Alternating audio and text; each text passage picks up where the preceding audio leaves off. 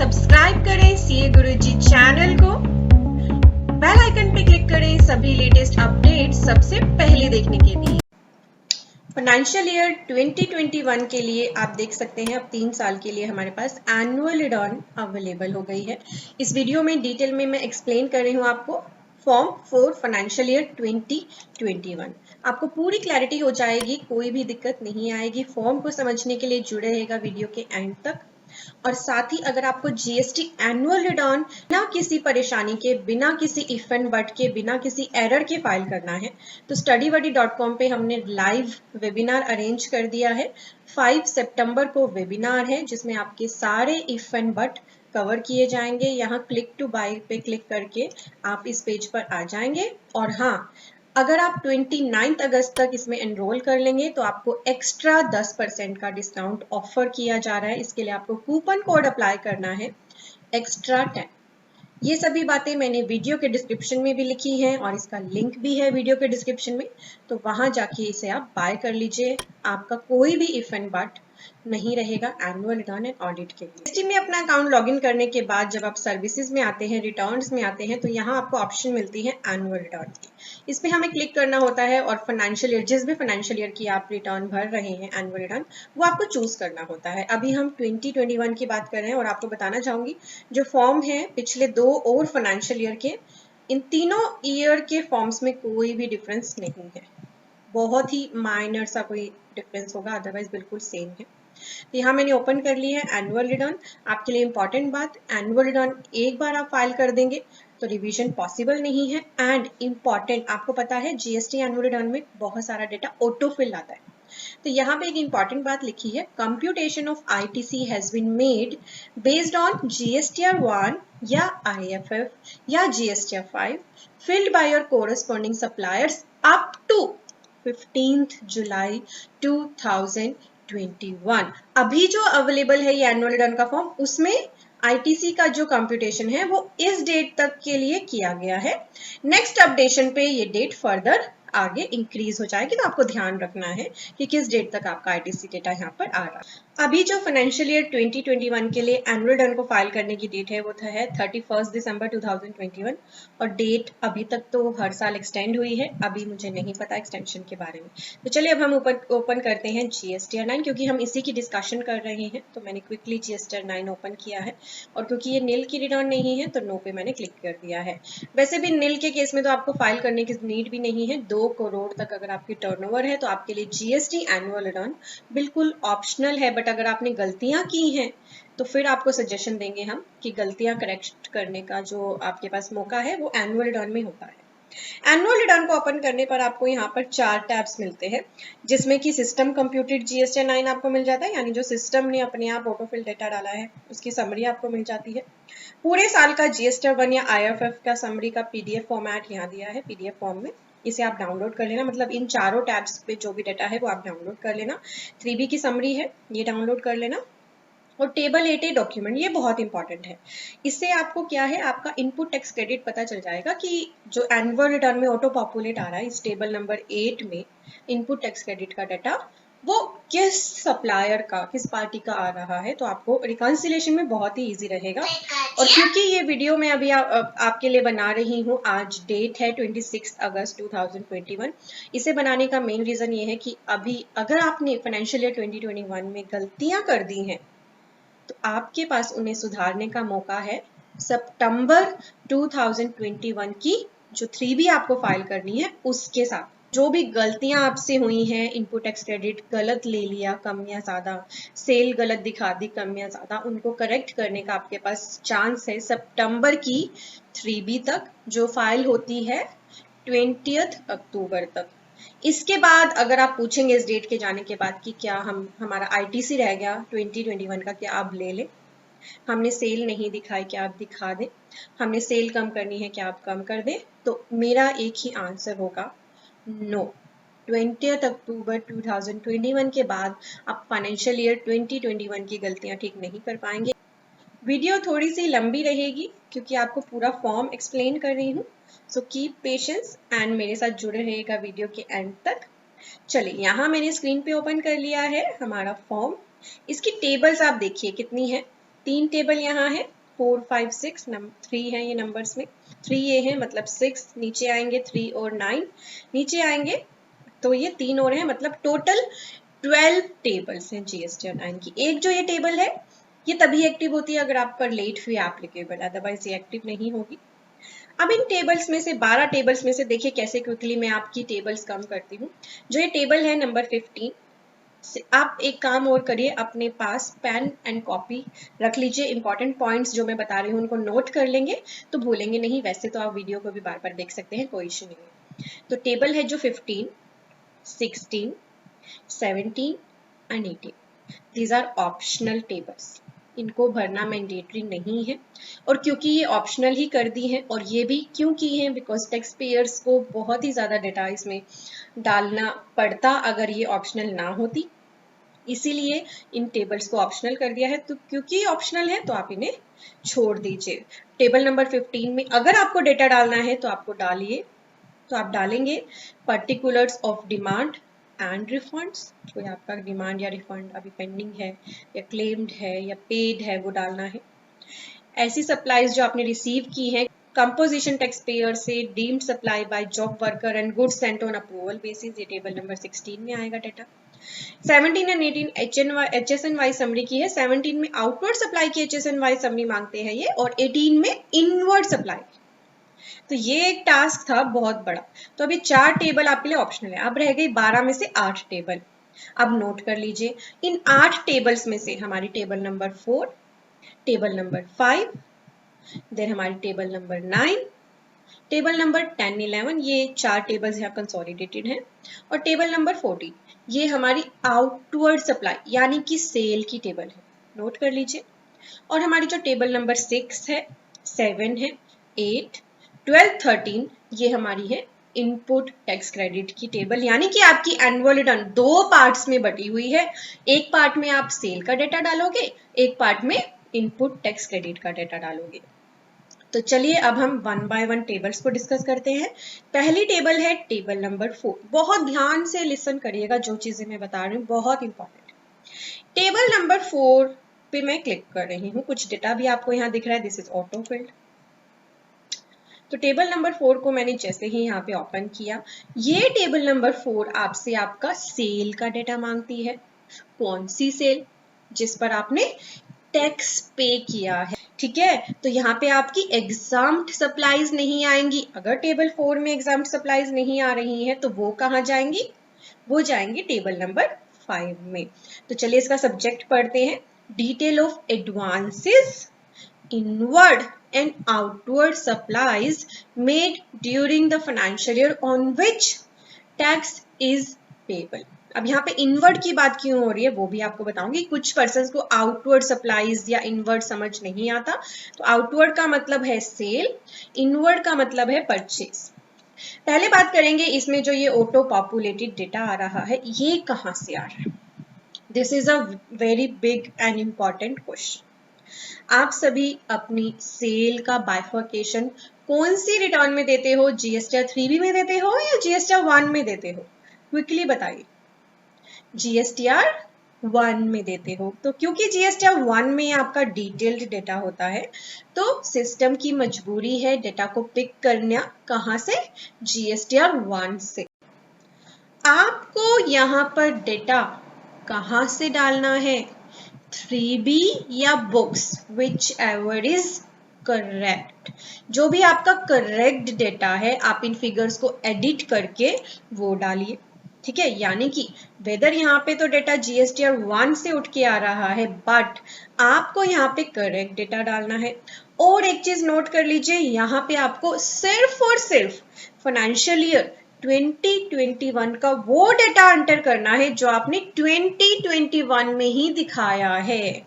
दोबारा सुनिए, financial year 2021 का जो डेटा 2021 में ही दिखाया, यानी अगर अगले फाइनेंशियल ईयर में दिखाया उसकी बात नहीं कर रही हूं, आपने फाइनेंशियल ईयर 2021 का जो डेटा, सिर्फ एक ही फाइनेंशियल ईयर का डेटा उसी फाइनेंशियल ईयर में जो है जहां जो दिखाया है वो यहाँ पे एंटर करना है। और अगर 3B या 1 भरते हुए बाइफर्केशन की मिस्टेक्स हो गई थी, मान लीजिए नेचर ऑफ सप्लाई की बाइफर्केशन की मिस्टेक हो गई, टैक्स की बाइफर्केशन की मिस्टेक हो गई, यहाँ पे आपको अपनी करेक्ट फिगर्स एंटर करनी है। मैं उम्मीद कर रही हूँ आपने ये बातें नोट कर ली हैं। And these figures are editable. 20% से ज्यादा फिगर को एडिट करने पे सिस्टम एक वार्निंग देता है, बट फिर भी आप एडिट कर सकते हो। तो अपना करेक्ट डेटा आपको यहाँ एंटर करना है। और हमारा जो लाइव वेबिनार है उसमें हम आपको सारी बातें बताएंगे कि जो गलतियां ठीक करी हैं या गलतियां की हुई हैं उनका इम्पैक्ट एनुअल रिटर्न में कैसे आपको लेना है। So don't worry for that, webinar में जरूर ज्वाइन कर लीजिएगा। Now moving on to these bifurcations. सबसे पहले बताना चाहूंगी जो नीचे आई से लेकर एल तक कॉलम्स है ये ऑप्शनल है, ठीक है। इनका आपको चाहे तो डेबिट क्रेडिट नोट की डिटेल्स आप अलग से डाल दो, या सप्लाईज आपने डिक्लेयर की है अमेंडमेंट के थ्रू या रिड्यूस की है अमेंडमेंट के थ्रू, वो चाहो तो आप अलग से डाल दो। अदरवाइज इनमें ना डाल के आप यहाँ पे नेट करके इन्हीं बाइफर्केशंस के साथ दिखा सकते हो। ये पॉइंट भी नोट कर लेना। तो सबसे पहले आपको ए नंबर पॉइंट में दिखानी है आपकी B2C सप्लाईज, यानी जो आपने अनरजिस्टर्ड सप्लाईज की, B2C सप्लाईज की, जिन पर आपने टैक्स पे किया है। आपको पूरे साल का ये बाइफर्केशन अपना बना लेना है। जो करेक्ट डेटा है आपको according to the tax and taxable value यहाँ पर एंटर करना है। सेस एप्लीकेबल है तो वो भी डाल दीजिएगा। Very easy. और कोई आपने डेबिट क्रेडिट नोट बनाया वो यहाँ पर नेट कर दीजिए, कोई अमेंडमेंट की है वो भी नेट ऑफ करके यहाँ दिखा दीजिए। देन नेक्स्ट है supplies made to register person. तो जो B2B सप्लाईज आपने की हैं उनका डेटा आपको यहाँ दिखाना है। कोई डेबिट क्रेडिट नोट बना, अमेंडमेंट्स की है, रिड्यूस या एक्सीड किया है तो वो नेट ऑफ करके आप दिखा दीजिए। देन C नंबर में हमारा सिंपली जीरो रेटेड सप्लाई, यानी आपकी एक्सपोर्ट की ऐसी सप्लाई जिसपे आपने टैक्स पे किया है, बट इसमें SEZ वाली सप्लाईज नहीं आएंगी क्योंकि उसके लिए अलग से इन्होंने ऑप्शन दिए। ठीक है, एक्सपोर्ट सप्लाईज आपने दिखानी है। और कुछ लोग कंफ्यूज हो जाते हैं कि मर्चेंट एक्सपोर्ट को कहाँ दिखाएं। मर्चेंट एक्सपोर्ट आपको B2B में दिखाना है। हमने इस तरह के कंसेप्ट अपने GST कोर्स में बहुत अच्छे से कवर किए हैं। हमारा GST कोर्स भी एक्टिव है, उसमें आप एनरोल करना चाहें तो वो भी studybuddy.com पे अवेलेबल है। ठीक है, तो एक्सपोर्ट की सप्लाईज यहाँ दिखा दीजिए। एक्सपोर्ट पे आप IGST पे करोगे तो इसलिए CGST SGST यहाँ पर ऑप्शन में नहीं है। आप अपनी डिटेल यहाँ एंटर करिए। जो आपने SCZ को सप्लाई की है, कौन सी, विद पेमेंट ऑफ टैक्स वाली, वो आपको D नंबर पार्ट में डालनी है। और आपके डीम्ड एक्सपोर्ट, अब पर्सन बहुत कंफ्यूज होते हैं, एक्सपोर्ट की सप्लाईज को यहाँ डीम्ड एक्सपोर्ट में दिखा देते हैं। डीम्ड एक्सपोर्ट ऐसी एक्सपोर्ट होती है जो सप्लाई तो आपने विद इन इंडिया की है, बट क्योंकि एक पर्टिकुलर कैटेगरी को की है जैसे कि EOU, इसलिए वो डीम्ड एक्सपोर्ट बन गई है। तो उनको अलग से आप यहाँ पर बाइफर्केट करोगे, इनका खास ध्यान आपको रखना है। अब जो हमने यहाँ पे टेबल्स डिस्कस की हैं, इनमें जो सप्लाई डाली है, इसके अलावा अगर आपने एडवांसेस पे टैक्स पे किया है, जिनमें एडवांस पेमेंट पे आपने टैक्स तो पे कर दिया पर इनवॉइस इश्यू नहीं किया, जो A to E में कवर नहीं है, डुप्लीकेसी कहीं मत करना, ऐसे एडवांसेस आपको F नंबर में दिखाने हैं। देन G नंबर में आपको अब यहाँ पे इनवर्ड सप्लाई की बात कर रहा है। अब यहाँ पे ये परचेज की क्यों बात कर रहा है, ये टेबल तो आउटवर्ड सप्लाई की है। ये ऐसी इनवर्ड सप्लाई की बात कर रहा है जिसपे आपने RCM की वजह से टैक्स पे किया है, बिकॉज रिवर्स चार्ज एप्लीकेबल था। आपने तो की थी परचेज, बट उस परचेज पे GST किसे पे करना था, किसे लगाना था, आपको, इसलिए वो टेबल नंबर 4 में आएगा। ऐसी इनवर्ड सप्लाई, सारी परचेज नहीं आएगी आपकी, सिर्फ ऐसी इनवर्ड सप्लाई जिसपे आपने RCM में टैक्स पे किया है, उसका बाइफर्केशन यहाँ डालेंगे। टोटल वगैरह खुद हो जाएंगे, उसकी आपको कोई दिक्कत नहीं है, नीचे आप टोटल चेक कर सकते हैं। कंसिलेशन अपने अच्छे से कर लीजिएगा, बिकॉज एनुअल रिटर्न आपके पास लास्ट चांस होता है गलतियों को ठीक करने के लिए। अब हम बढ़ते हैं back. Now moving on to the table number 5। तो अब आपकी कौन सी सप्लाईज बच गई, जो एग्जाम्प्ट सप्लाई है, वो आएंगी सारी की सारी आपकी टेबल नंबर 5 में। Export without payment of tax, अलग बाइफर्केशन सिंपल डाल दीजिए। SCZ without payment of tax, supplies on which tax is to be paid by the recipient on reverse charge basis. अब आपको लगेगा अब ये कौन सी सप्लाई है जिसपे आरसीएम बेसिस पे टैक्स एप्लीकेबल है and tax is paid by the recipient. यहां बात हो रही है अगर आपकी कोई ऐसी सप्लाई है जिसपे टैक्स कौन पे करता है, रिसिपेंट, तो वो आपके लिए तो एग्जाम्प्ट सप्लाई हो गई ना, वो आपको यहाँ एंटर करनी है। Then exempted supply, nil rated supply, non GST supply and अगर आपको ये सब ब्रेकअप समझ नहीं आते हैं या टाइम की कमी है तो आपके लिए ऑप्शन है, आप सारा डेटा एग्जाम्प्टेड में एंटर कर सकते हो। जितनी भी आपकी एग्जाम सप्लाई है column number D of table 5 में आप एंटर कर सकते हो। और इसकी भी जो टेबल एच से लेकर के तक है ना, डेबिट क्रेडिट नोट अमेंडमेंट्स, इन्हें भी आप यहाँ नेट ऑफ करके दिखा सकते हो, ये सभी ऑप्शनल की हुई। ठीक है, तो बहुत ही सिंपल था टेबल नंबर 5। तो बैक करते हैं, अब हम बढ़ते हैं, हम पहले आउटवर्ड सप्लाई की ही टेबल डिस्कस कर रहे हैं, तो moving on to the table number 9। Table number 9 में समझिए ये जो ग्रे पोर्शन है दिस इज फ्रीज्ड, इसमें आप कोई भी चेंज नहीं कर सकते। टेबल नंबर 9 बताता है कि आपका टैक्स पेबल कितना है और आपने पे कितना किया है। तो पेबल का कॉलम यहां दिया है टैक्स वाइज, जिसमें बाइफर्केशन है आईजीएसटी की, CGST, SGST, cess, interest, late fee, penalty and other. तो फाइनेंशियल ईयर 20-21 का जो भी आपने टैक्स पे किया है वो सारा आपकी यहाँ इस टेबल में आता है टैक्स पेएबल की। और ये टेबल एडिटेबल होती है और ये बहुत ही ज्यादा यूज आएगी आपके टेबल, जो हम अपने वेबिनार्स में आपको प्रैक्टिकल एग्जांपल्स के साथ बताते हैं। देन यहाँ पे है पेड, ये फ्रीज है, ये सारा डेटा आता है पेमेंट जो आपने कैश लेजर से की या आईटीसी से की, वो डेटा यहाँ पर आता है। ठीक है, तो इसमें बेसिकली आपके लिए जो रिलेवेंट पार्ट रहेगा वो टैक्स पेबल का रहेगा और इसे कैसे यूज करना है गलतियां ठीक करने के लिए वो हम अपने वेबिनार में कवर करेंगे। ये थी हमारी सिंपल टेबल नंबर 9। देन हमारी जो टेबल है 10 एंड 11, उसके साथ ही मैं 12 एंड 13 भी बता दूंगी। इस टेबल के लिए नोट कर लीजिए, ये टेबल, इस टेबल में वो डेटा आएगा जो है तो फाइनेंशियल ईयर 20-21 का, बट आपने दिखाया कौन से साल में है, 21-22 में। कौन से साल में दिखाया है, 20-21 का डेटा 21-22 में अगर दिखाया है, so these tables are relevant. आपको यहाँ वो डेटा एंटर करना है अगर सप्लाईज को बढ़ाया है, सेल को बढ़ाया, 20-21 में कम सेल दिखा दी थी, गलती पता चल गई, 21-22 की रिटर्न्स में ठीक कर ली, टेबल नंबर 10 में आ जाएगी टैक्सेबल वैल्यू और टैक्स वाइज ब्रेकअप। 20-21 में कम सेल दिखा दी, पता चल गया, 21-22 में ठीक कर ली, टेबल नंबर 11 में आ जाएगी। इनपुट टैक्स क्रेडिट 20-21 में ज्यादा ले लिया, पता चल गया आपको गलती अपनी, तो टेबल नंबर 12 में आ जाएगा डेटा। और 13 में आएगा ऐसा डाटा, यानी 20-21 का आईटीसी अवेल करना रह गया था, आपने 21-22 में अवेल कर लिया। तो ये टेबल बेसिकली यहाँ पर लिखा भी है, particulars of the transaction for the financial year declared in return of the next financial year till the specified period. This is very important. कौन सा है specified period, आप लोग रट लीजिए, नोट कर लीजिए, सितंबर की 3B तक आप अपनी गलतियां ठीक कर सकते हो, यानी 20-21 की गलतियां 21-22 में जो सितंबर की 3B आपने फाइल करनी है 20 अक्टूबर तक, वहां तक आप ठीक कर सकते हो। तो ये 4 टेबल्स भी हमने डिस्कस कर ली। अब हम बढ़ते हैं टेबल नंबर 14 की तरफ। टेबल नंबर 14 में आपको डिफरेंशियल टैक्स दिखाना है, यानी 20-21 की कोई सेल आपने कम दिखा दी थी 20-21 में, फिर 21-22 में ठीक कर दी, तो उसका टैक्स भी पे किया होगा। ठीक है, सेल बढ़ी तो टैक्स भी पे किया होगा। उसका डिफरेंशियल टैक्स जो आपने पे किया वो पेबल अमाउंट और पेड अमाउंट, ये आपको अपने आप दिखाना, ये ऑटोफिल नहीं आएगा डेटा। ठीक है, सिंपल सी टेबल है। चलिए बैक करते हैं। तो यहाँ हमने आउटवर्ड सप्लाईज की टेबल्स कवर कर ली। अब हमारी कितनी टेबल्स बची हैं, बस 6, 7 एंड 8, सिर्फ 3 ही टेबल्स बची हैं और सारी टेबल्स हमने डिस्कस कर ली। देख लीजिए कितनी इजी है एनुअल रिटर्न। ठीक है, चलिए अब बढ़ते हैं टेबल नंबर 6 पे। अब जो हम टेबल्स डिस्कस कर रहे हैं वो है इनपुट टैक्स क्रेडिट की। इन पर थोड़ा सा अपना फोकस ज्यादा रखिएगा, जो भी बातें मैं बता रही हूँ ध्यान से सुनिएगा।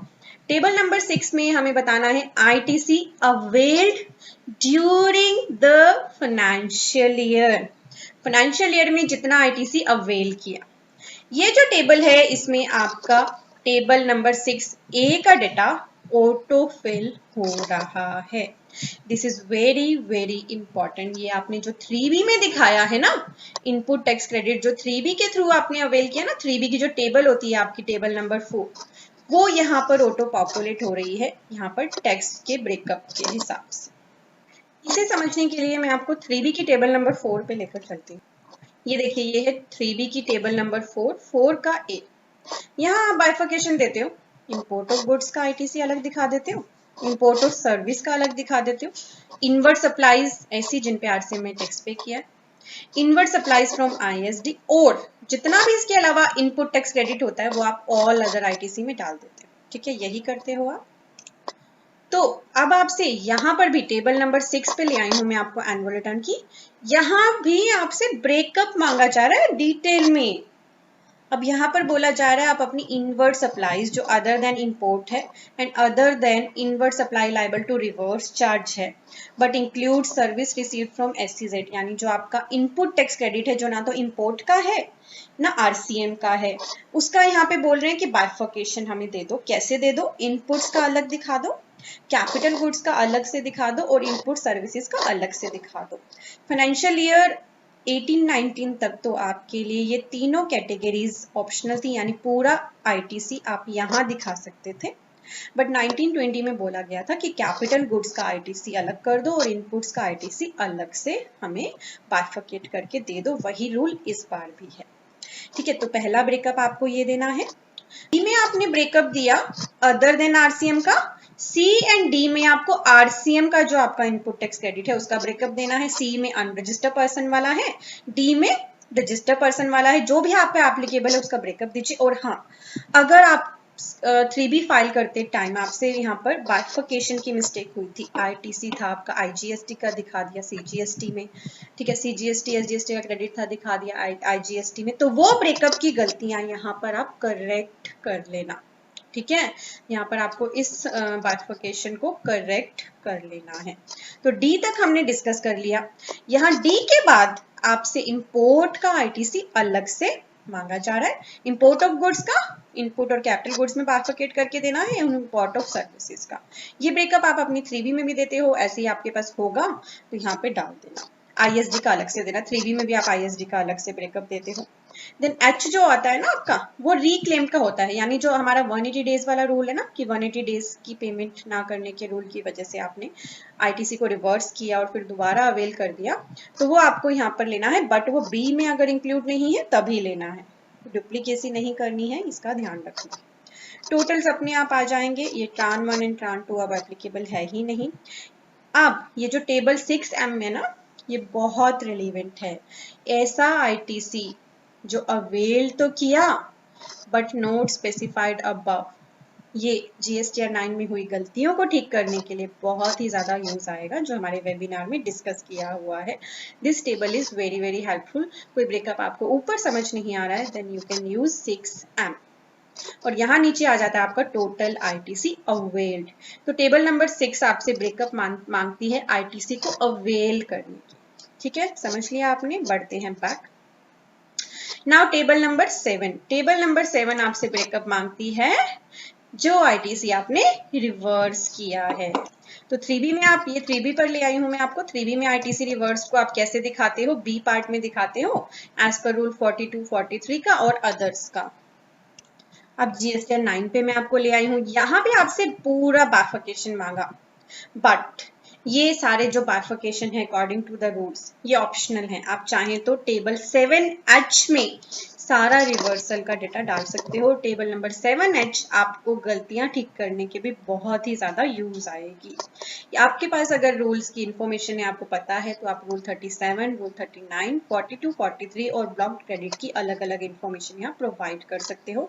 नीचे आपका जो टोटल आता है 7J, ये भी बड़ा इंपॉर्टेंट है। ये यहाँ पर आ जाता है आपका net ITC available for utilization. यहाँ तो ऊपर तो रिवर्सल का टोटल आता है और ये टेबल 6 में से टेबल 7 का डाटा माइनस करके आपका नेट आईटीसी यहाँ पर आ जाता है। तो अब हमारी जो मोस्ट इंपॉर्टेंट टेबल, एक ही लास्ट इंपॉर्टेंट टेबल डिस्कशन के लिए रह गई है, वो है टेबल नंबर 8। इस टेबल नंबर 8 में आपसे रिकंसिलेशन कराया जाता है और ये रिकंसिलेशन पूरे एनुअल रिटर्न का सबसे इंपॉर्टेंट रिकंसिलेशन है।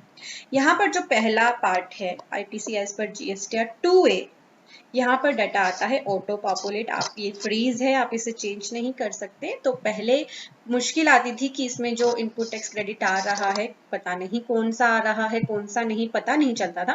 अब जैसा कि मैंने आपको स्टार्टिंग में ही दिखाया था कि टेबल 8A का डॉक्यूमेंट आपके पास डाउनलोड के लिए अवेलेबल है, वो भी एक्सेल में होता है, तो इजिली फॉर्मूला लगा के आप रिकंसिलेशन कर सकते हो। और एक्सेल में रिकंसिलेशन कैसे करना है उसकी वीडियो को मैंने यहाँ आई बटन पे लिंक कर दिया है, उसकी हेल्प से आप जीएसटीआर 2A के साथ अपना रिकंसिलेशन एक्सेल फॉर्मूलाज के थ्रू कर पाओगे। देन टेबल जो 8B है, इसमें जो डेटा आता है ना ऑटो पॉपुलेट होके आता है टेबल 6B से। अभी हमने जो डिस्कस की थी ना टेबल जिसमें हमने बाइफर्केशन देना था 3B के आईटीसी का, उसका 6B और 6H का data, table number 6B and 6H का डेटा यहाँ ऑटो पॉपुलेट आता है। एक बार 6B और 6H आपको दोबारा दिखा देती हूँ, वो भी आप यहाँ वहां चेंज नहीं कर सकते, कोई करेक्शन है तो आपको फिर टेबल 6 में करनी पड़ेगी। 6B में होती है हमारी इनवर्ड सप्लाईज जो ना तो आरसीएम की है ना इंपोर्ट की है, और H में होती है हमारी जो रिक्लेम्ड आईटीसी होता है आपका, यानी आपका इनवर्ड सप्लाईज का डेटा जो ना तो आरसीएम का है ना इंपोर्ट का है, वो आपके टेबल नंबर 8B में ऑटो पॉपुलेट होता है। इन दोनों को आप चेंज नहीं कर सकते। अब आपसे इसका रिकंसिलेशन कराया जा रहा है। इसके रिकंसिलेशन के लिए इन्होंने फाइनेंशियल ईयर 2021 का जो आईटीसी आपने 2021 में अवेल किया वो तो इन्होंने टेबल 6B से उठा लिया, वो तो उन्हें मिल गया। आपने 6B में जब बाइफर्केशन दी 2021 का जो आईटीसी अवेल आपने 2021 में किया था वो उनको टेबल नंबर 6B से मिल गया, कोई दिक्कत नहीं आई सिस्टम को, सिस्टम ने वहां से फटाफट से फिगर पिक कर ली। बट अब क्योंकि एक रूल है कि 2021 की गलतियों को आप अगले फाइनेंशियल ईयर 21-22 में ठीक कर सकते हो। अब अगर किसी ने वो आईटीसी अगले साल में दिखाया, 2021 का आईटीसी अगले साल में दिखाया है, सिस्टम को तो पता नहीं है, आप तो कंसोलिडेटेड फिगर डालते हो, इसीलिए आपके पास है टेबल नंबर 8C। यानी 2021 का जो आईटीसी आपने 21-22 में अवेल किया है वो आपको टेबल 8C में भी दिखाना है। अब आप कहोगे वो तो हमने टेबल नंबर 13 में भी दिखा दिया था। जी हाँ, अगर 2021 का नोट करिए जल्दी से नोट करिए, 2021 फाइनेंशियल ईयर का आईटीसी अगर आपने 21-22 में अवेल किया है तो वो जाएगा टेबल नंबर 13 में, साथ ही टेबल नंबर 8C में। नोट कर लिया आपने। अब अगर आपने 20-21 फाइनेंशियल ईयर का आईटीसी 21-22 में रिवर्स किया है तो वो आपका जाएगा टेबल नंबर 12 में प्लस टेबल 8C में। अब ये कैसे? टेबल 8C नेगेटिव फिगर को भी एक्सेप्ट कर लेती है, ठीक है। तो ये दोनों चीजें आपको नोट रखनी है कि फाइनेंशियल ईयर 20-21 की जो आईटीसी की गलतियां आपने 21-22 में ठीक की हैं उनका इंपैक्ट आपने table number 12, 13 and table number 8C में लेना है। तो सिस्टम ने आपसे यहाँ पर क्या रिकंसिलेशन कराया कि 20-21 फाइनेंशियल ईयर का टोटल आईटीसी आपका 20-21 में और अगले फाइनेंशियल ईयर में एक पर्टिकुलर स्पेसिफाइड डेट तक आपने कितना ले लिया। इसके बाद जो डिफरेंस आता है इस पे आपको जरूर अच्छे से ध्यान डालना है। कम या ज्यादा है तो दैट मीन्स या तो वो आपका आईटीसी अवेलेबल तो था आपने अवेल नहीं किया, या आपका आईटीसी अवेलेबल तो था बट इनएलिजिबल था, ठीक है। ये दोनों रीजंस में से कोई रीजन है तो यहाँ पर डेटा एंटर कर दीजिए। फिर भी कोई मिसमैच है बिकॉज आपने तो बिल भी है आपके पास, आपने परचेज कर लिया पर आपकी पार्टी ने, आपके जो सप्लायर हैं उसने नहीं दिखाया टू या है, आपके पास बिल्स हैं तो उसका डिफरेंस यहाँ पर रह सकता है। बट आपको बताना चाहूंगी कि रूल 36(4) आ गया था हमारा, जिसकी वजह से आपको ये बोला गया था कि अगर आपका 2A में क्रेडिट नहीं आ रहा तो आप सिर्फ एक्स्ट्रा 5% आईटीसी अवेल कर सकते हो, 2A में जितना क्रेडिट नहीं आ रहा। तो बेसिकली देखा जाए तो आपका कोई भी ऐसा डिफरेंस नहीं रहना चाहिए कि आपके सप्लायर ने 2A में क्रेडिट नहीं दिखाया और फिर भी आपने अवेल कर रखा है। अगर ऐसा कर रखा है तो आपने मिस्टेक कर रखी है। यहाँ पर कोई भी डिफरेंस है तो उस पर आपको खास ध्यान देना है। ये सभी चीजें हम अपने वेबिनार में अच्छे से क्लियर करेंगे। अब यहाँ पर आपका डी तक रिकंसिलेशन हो गया ऐसी इनवर्ट सप्लाईज के आईटीसी का जो ना तो आरसीएम की थी ना इंपोर्ट की थी, ठीक है। यहाँ एफ तक ये कंप्लीट हो। अब इंपोर्ट का आपसे रिकंसिलिएशन कराया जाएगा। IGST paid on import of goods including supplies from SCZ, ये आपको खुद एंटर करना है। और जो टेबल नंबर 6E में आपने डेटा डाला था वो यहाँ पे ऑटो पॉपुलेट हो जाएगा, नीचे उसका डिफरेंस खड़ा हो जाएगा। जो भी डिफरेंस होगा देन बैलेंस आपका इक्वल टू I चला जाएगा J में, ITC available but not availed on import of goods, and नीचे K में जो टोटल आएगा वो आएगा total ITC to be lapsed in current financial year. ठीक है, E plus F plus G, ये लैप्स क्रेडिट आपका यहाँ आ जाएगा।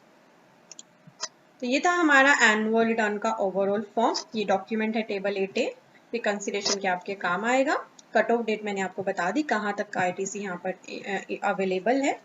यहाँ पर नीचे कंप्यूट लाइबिलिटी का टैब होता है, जब सारी डिटेल्स आप डाल लेते हैं तो आपको ये यूज करना होता है। प्रीव्यू कर सकते हैं आप ड्राफ्ट GST 9 को, प्रीव्यू कर सकते हैं ड्राफ्ट GST 9 को एक्सेल में। तो बहुत ही केयरफुली आपको अपनी एनुअल रिटर्न भरनी है और कोई भी गलती आप ना करें, इसीलिए हमारा वेबिनार शेड्यूल्ड है। इसका बेनिफिट लेना बिल्कुल मत भूलिएगा। ये है यहाँ पर studyveri.com पे, लिंक वीडियो के डिस्क्रिप्शन में है। इसके अलावा हमारा इनकम टैक्स कोर्स भी एक्टिव है, इसमें एनरोल करना चाहें तो वो भी आप कर सकते हैं। GST का कोर्स भी हमारा अवेलेबल है, कॉम्बो भी दिया हुआ है हमने GST and income tax course का, और एक्सेल का कोर्स भी है, यानी आप बहुत सारी बैलेंस शीट्स बनाते हो ट्रायल से बट बहुत सारा टाइम कंज्यूम करते हो, तो टाइम सेविंग के लिए हमारा ये मोस्ट पॉपुलर कोर्स आप ले सकते हैं। सभी के लिंक्स वीडियो के डिस्क्रिप्शन में हैं। Thank you everyone, thank you for watching, bye bye.